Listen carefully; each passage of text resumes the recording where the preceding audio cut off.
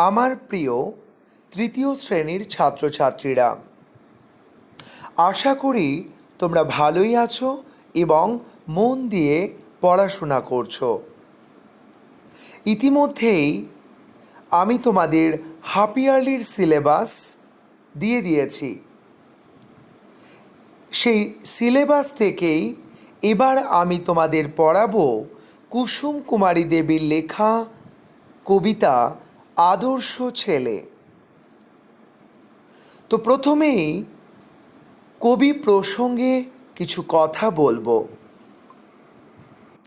কুসুম কুমারী দেবী বাংলাদেশের বরিশাল জেলার গৈলায় 1875 খ্রিস্টাব্দে জন্মগ্রহণ করেন। তার পিতার নাম চন্দ্রনাথ দাস এবং মাতার নাম ধনমণি। কুসুম কুমারী একটি বিদ্যানুরাগী পারিবারিক পরিমণ্ডল পেয়েছিলেন, অর্থাৎ একটি বিদ্যানুরাগী পরিবারের মেয়ে ছিলেন তিনি। বরিশাল ব্রাহ্ম সমাজ দ্বারা প্রতিষ্ঠিত মেয়েদের হাই স্কুলে তিনি চতুর্থ শ্রেণী পর্যন্ত পড়েন। এরপর বালিকাদের অভাবের জন্য স্কুলটি বন্ধ হয়ে গেলে কুসুম কুমারীকে তার বাবা কলকাতায় রামানন্দ চট্টোপাধ্যায়ের গৃহে রেখে বেথুন স্কুলে ভর্তি করে দেন। 1 বছর পর 13 নম্বর কর্নওয়ালিস স্ট্রিটের ব্রহ্ম বালিকা বোর্ডিংয়ে লাবণ্যপ্রভা বসুর তত্ত্বাবধানে থেকে তিনি পড়তে লাগলেন। 19 বছর বয়সে পতিগৃহে এসে তিনি জ্ঞান চর্চার একটি প্রশস্ত ক্ষেত্র পেয়েছিলেন। এখানে শিশুদের জন্য কবিতা মুকুল পুস্তক রচনা করেন। পৌরাণিক আখ্যায়িকা তার গদ্য গ্রন্থ প্রবাসী, ব্রহ্মবাদী, মুকুল প্রভৃতি পত্রিকায় তার কবিতা প্রায় প্রকাশিত হতো। ছোটদের জন্য তিনি অনেক সুন্দর সুন্দর কবিতা রচনা করেছেন। এসব কবিতা শিশুদের মনে অনুপ্রেরণা সৃষ্টি করে। কিশোর ও তরুণদের উদ্দেশ্যে রচিত মুকুল পত্রিকায় প্রকাশিত কবিতা আদর্শ ছেলে, যার প্রথম পংক্তি আমাদের দেশে হবে সেই ছেলে কবে।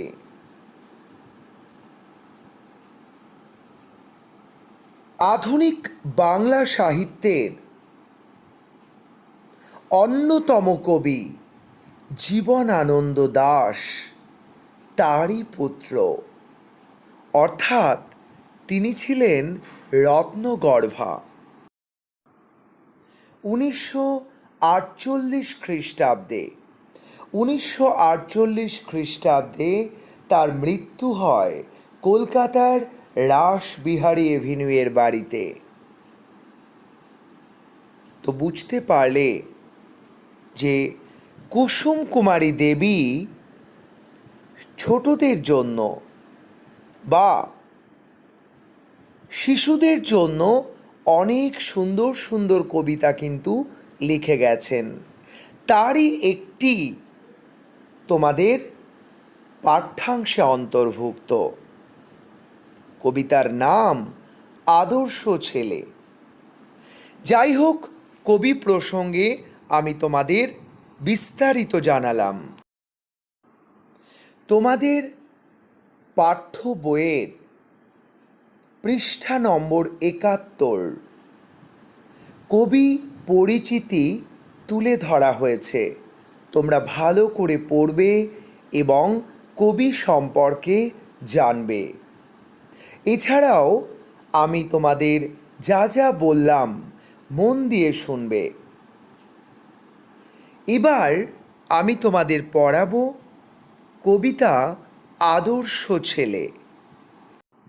কবি কুসুম কুমারী দেবী। আমাদের দেশে হবে সেই ছেলে কবে, কথায় না বড় হয়ে কাজে বড় হবে। মুখে হাসি, বুকে বল, তেজে ভরা মন, মানুষ হইতে হবে এই তার পণ। বিপদ আসিলে কাছে হও আগুয়ান, নাই কি শরীরে তব রক্ত মাংস প্রাণ। হাত পা সবারই আছে, মিছে কেন ভয়, চেতনা রয়েছে যার সে কি পড়ে রয়। কবিতায় 4টি স্তবক রয়েছে। এবার আমি প্রত্যেকটি স্তবক পড়াবো এবং সেখান থেকে তোমাদের জন্য কিছু প্রশ্ন রাখব। আজকে প্রথম দুটো স্তবক থেকে কিছু প্রশ্ন তোমাদের জন্য রাখব। প্রথমেই, আমাদের দেশে হবে সেই ছেলে কবে, কথায় না বড় হয়ে কাজে বড় হবে। মুখে হাসি, বুকে বল, তেজে ভরা মন, মানুষ হইতে হবে এই তার পণ।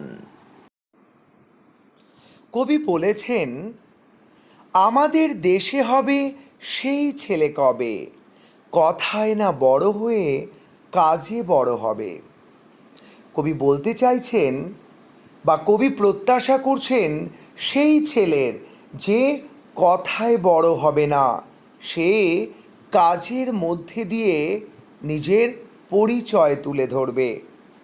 অর্থাৎ কথায় বড় না হয়ে সে কাজের মধ্যে দিয়ে নিজেকে তুলে ধরবে।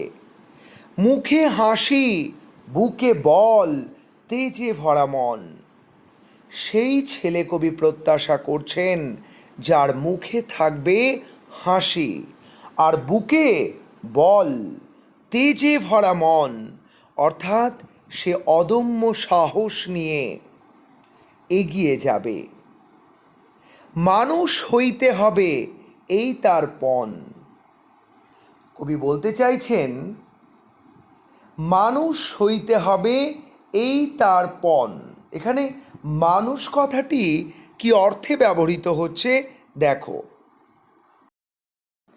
অর্থাৎ কবি বলতে চাইছেন শুধু মানব শিশু হয়ে জন্মালেই মানুষ হয় না, মানুষের উপযুক্ত কাজ করতে পারলেই মানুষ হওয়া যায়। অর্থাৎ মুখে হাসি, বুকে বল, তেজে ভরা মন, তেজে পরিপূর্ণ থাকবে তার মন, আর তার একটাই পণ প্রতিজ্ঞা থাকবে, তাকে মানুষ হইতে হবে। অর্থাৎ তাকে মানুষের মতো মানুষ হতে হবে। কবি সেই ছেলের প্রত্যাশা করছেন। এবার এই স্তবক থেকে আমি তোমাদের জন্য দুটো প্রশ্ন রাখব। তোমরা তার উত্তর তোমাদের লিটারেচার কপিতে লিখবে। প্রথম প্রশ্ন, কথায় না বড় হয়ে কাজে বড় হবে, কথাটি বলতে কবি কি বোঝাতে চেয়েছেন? আমি আবার বলছি, কথায় না বড় হয়ে কাজে বড় হবে, কথাটি বলতে কবি কি বোঝাতে চেয়েছেন? 2, মানুষ হইতে হবে এই তার পণ। এখানে মানুষ কথাটি কি অর্থে ব্যবহৃত হয়েছে? এখানে মানুষ কথাটি কি অর্থে ব্যবহৃত হয়েছে? এই দুটো প্রশ্নের উত্তর তোমরা ভালো করে ভিডিও শুনবে, বুঝবে এবং তারপর নিজেরা লিখবে। এবার পরের স্তবক, বিপদ আসিলে কাছে হও আগুয়ান, নাই কি শরীরে তব রক্ত মাংস প্রাণ। কবি বলেছেন যে বিপদ আসলে কখনোই পিছিয়ে গেলে চলবে না, বিপদকে উপেক্ষা করে এগিয়ে যেতে হবে। আমাদের শরীরে রক্ত মাংস প্রাণ যদি সবই আছে, তবে আমরা কেন বিপদ দেখে পিছু পা হব? আমরা কখনোই বিপদ দেখে পিছিয়ে যাব না, আগুয়ান হব, অর্থাৎ এগিয়ে যাব, অগ্রসর হব। হাত পা সবারই আছে, মিছে কেন ভয়? হাত পা সবারই আছে, মিছে কেন ভয়? চেতনা রয়েছে যার, সে কি পড়ে রয়? রক্ত মাংসে গড়া মানুষ, হাত পা সবার আছে, তাহলে আমরা কেন মিছেই ভয় পাব? আমরা কখনোই ভয় পেয়ে পিছিয়ে যাব না। চেতনা রয়েছে যার, সে কি পড়ে রয়? চেতনা মানে জ্ঞান, অর্থাৎ কবি বলেছেন যার মনে থাকবে সাহস সে কিন্তু, এবং যার চেতনা রয়েছে সে কিন্তু কখনোই পিছুপা হবে না। অর্থাৎ চেতনা সম্পন্ন মানুষ কিন্তু কখনোই পিছুপা হয় না, তার লক্ষ্যে অবিচল থেকে সে অগ্রসর হয়। তাই বলেছেন হাত পা সবারই আছে, মিছে কেন ভয়? চেতনা রয়েছে যার, সে কি পড়ে রয়?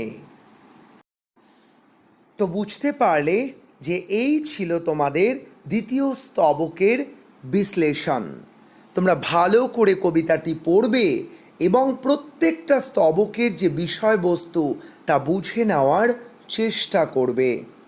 এবার দ্বিতীয় স্তবক থেকে আমি তোমাদের জন্য দুটো প্রশ্ন রাখব। ভালো করে প্রশ্নগুলো পড়বে এবং তার উত্তর লিটারেচার কপিতে লিখে রাখবে।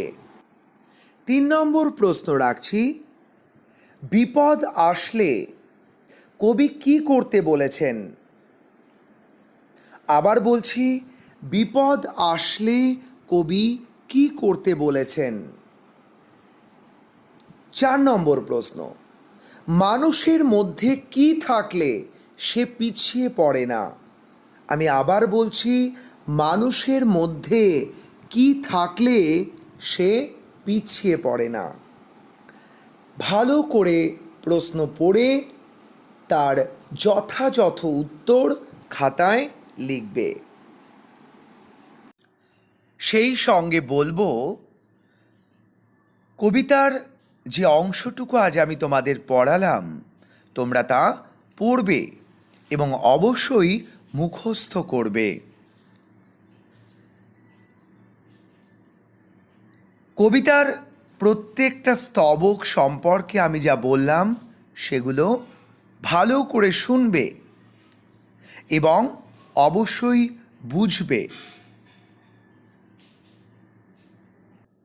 এবার কয়েকটি শব্দের অর্থ আমি বলছি, একটু শুনে নাও।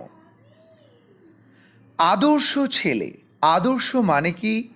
আদর্শ শব্দের অর্থ অনুসরণযোগ্য। আমাদের দেশে হবে সেই ছেলে কবে, কথায় না বড় হয়ে কাজে বড় হবে।